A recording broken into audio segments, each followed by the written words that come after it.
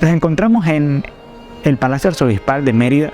El Museo Arquidiocesano ha preparado una exposición en honor a la Virgen Inmaculada, unas piezas hermosas que invitamos a la colectividad merideña a venir a observar y también a deleitarse del arte y de cómo se manifiesta la devoción a la Virgen Inmaculada.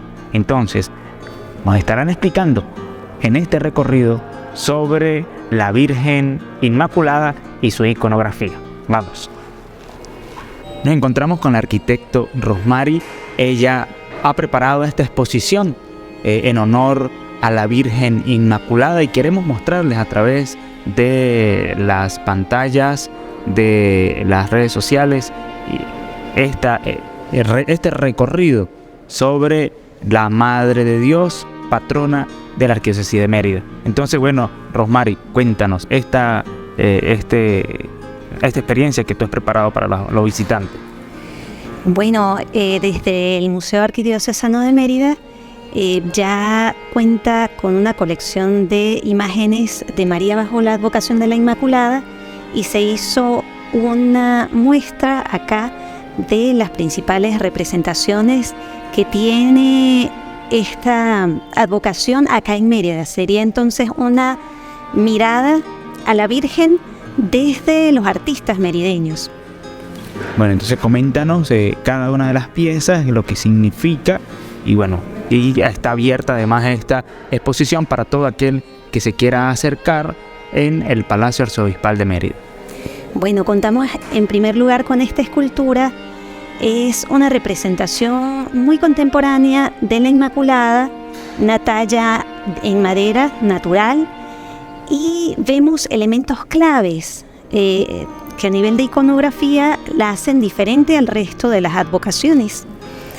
Por ejemplo, las manos juntas, a diferencia de la Milagrosa que tienen las manos extendidas, y el estar pisando a la serpiente, que es una representación del mal en el mundo.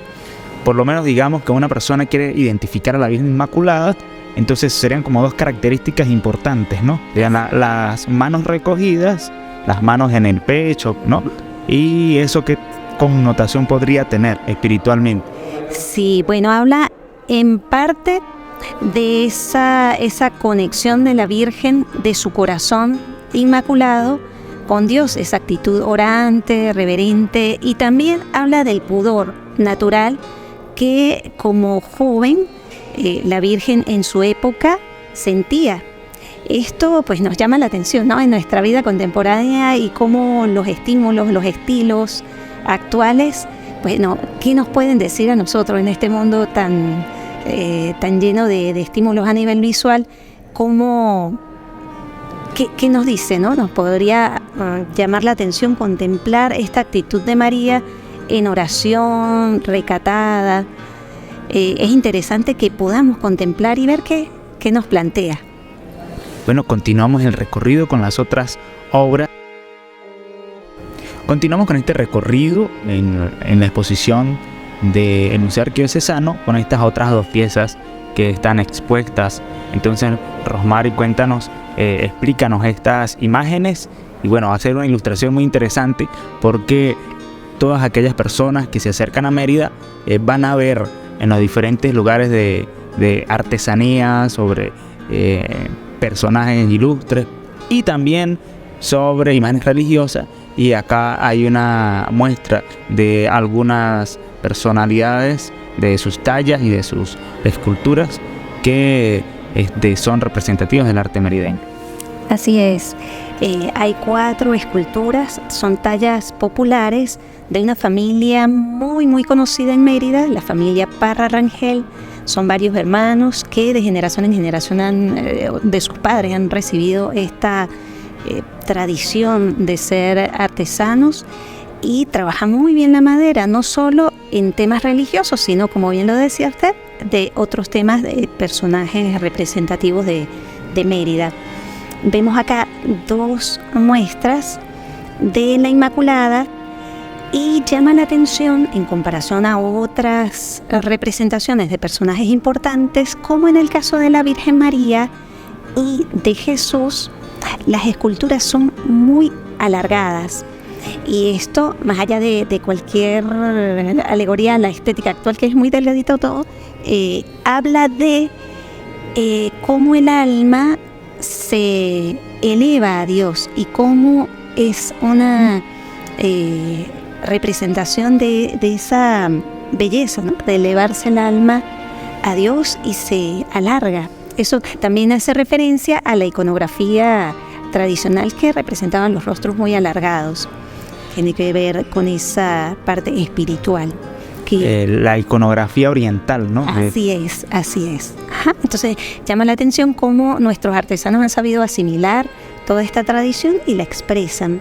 En el caso de esta botella... Esta es muy simpática, esta botella es una talla tradicional, pero está hecha de tal manera que ella se puede guardar como haciendo semejanza a una botellita de licor o a algún tesoro de esos de los que se guardaban antiguamente, o de los que se enviaban los mensajes que pasan en las películas de los piratas.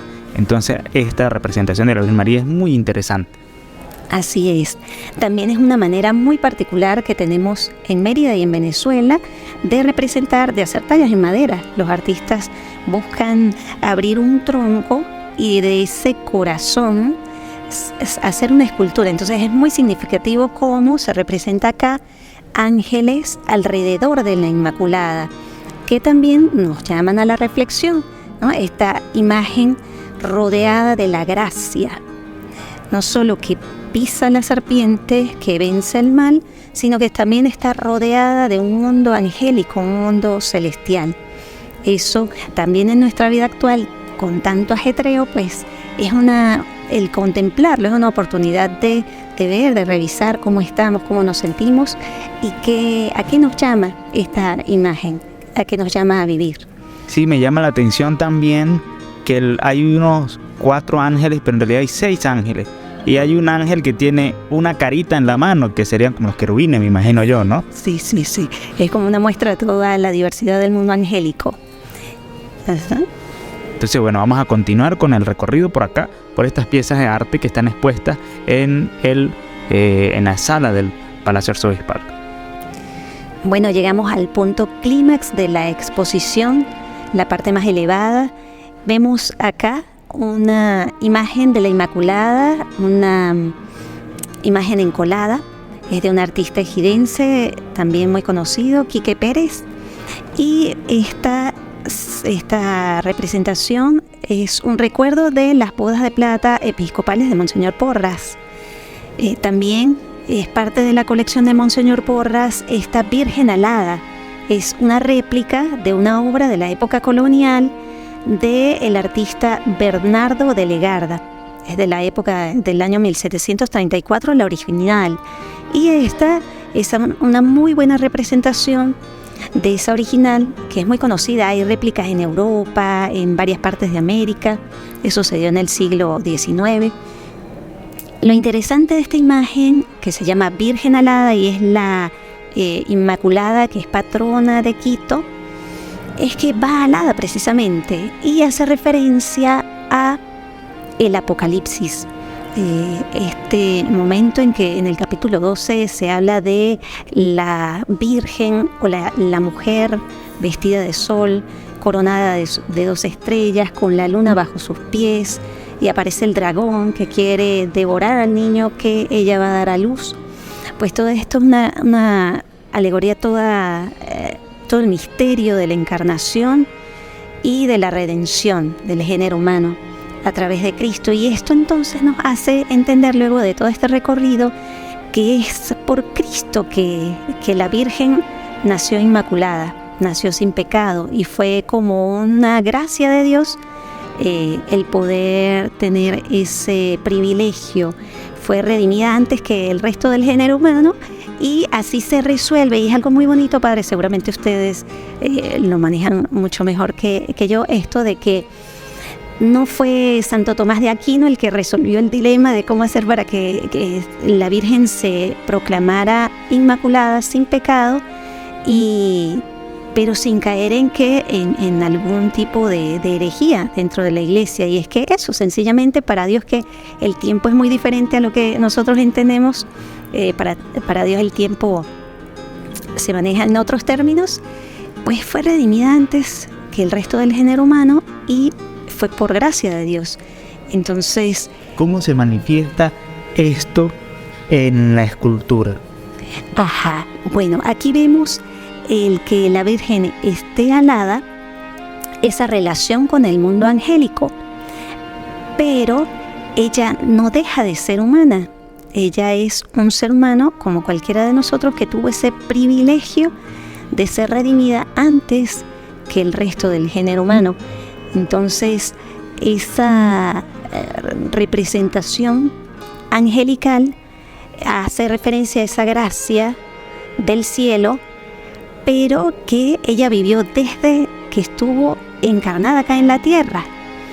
Y pues también nos hace recordar, Padre, eso tan necesario cuando nos vemos, como lo decía San Pablo, en este mundo tan conflictuados, de saber que puedo hacer el bien, pero al final no hago ese bien que quiero porque por debilidades, por fallas, lo que llamamos el pecado, esta caída constante que tenemos, pues recordar que somos asistidos por la gracia de Dios para poder llevar día a día nuestra vida cotidiana de la mejor manera, así como lo hizo María, esa nueva Eva, que buscó la humildad, buscó conectarse, buscó entregar su vida a Dios, y de esa manera fue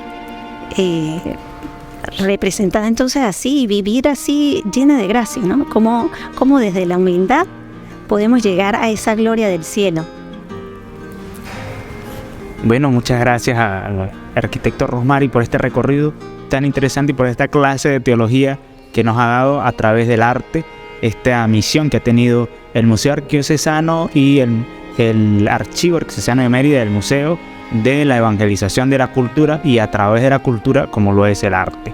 Entonces, bueno, pueden ustedes dejar sus comentarios en la caja de comentarios, y si les ha gustado esta explicación que nos ha dado Rosmary hoy, compártela con tus amigos para que podamos llegar a más personas.